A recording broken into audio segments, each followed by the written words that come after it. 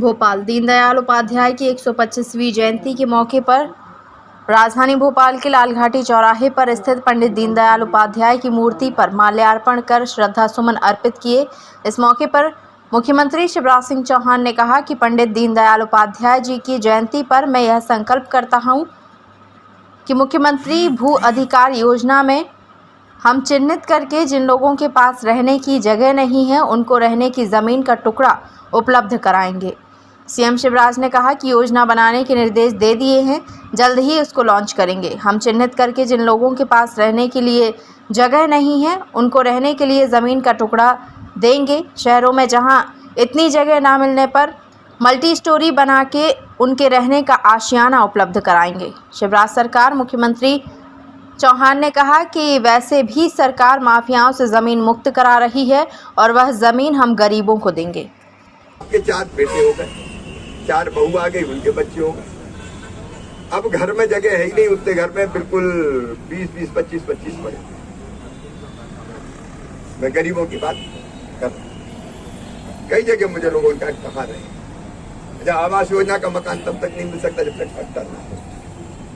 इसलिए आज दीनदयाल उपाध्याय जी की जयंती पर मैं ये संकल्प व्यक्त कर रहा हूँ, योजना बनाने के मैंने निर्देश दे दिए, जल्द इसको लॉन्च करेंगे और वो योजना होगी मुख्यमंत्री भू अधिकार योजना। पुस्तक में पट्टा लिख सकते हैं अपन, और उसका लक्ष्य ही रहेगा कि हम चिन्हित करके जिन लोगों के पास रहने की भी जगह नहीं है उनको रहने की जमीन का टुकड़ा उपलब्ध कराएं। शहरों में जहां इतनी जमीन ना मिले वहां मल्टी स्टोरी बन के उसको रहने का आशियाना उपलब्ध कराएं,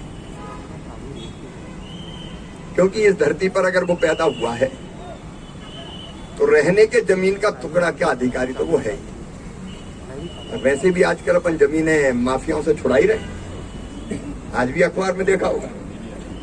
अगर इतनी छुड़ाते जा रहे हैं तो गरीबों को दे देंगे यार, उसमें कौन सी दिक्कत है? ऐसी जमीनें ढूंढेंगे और गरीब को पट्टे देंगे या गरीब को मकान बना के देंगे।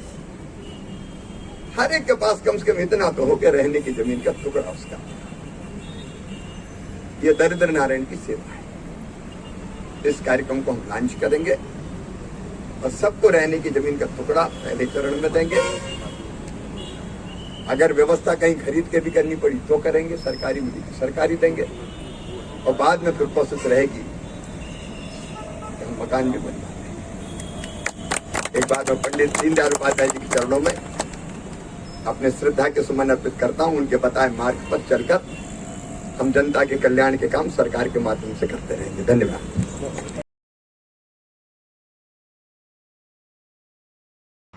खबर समय जगत के लिए संवाददाता शक्ति भारती भोपाल।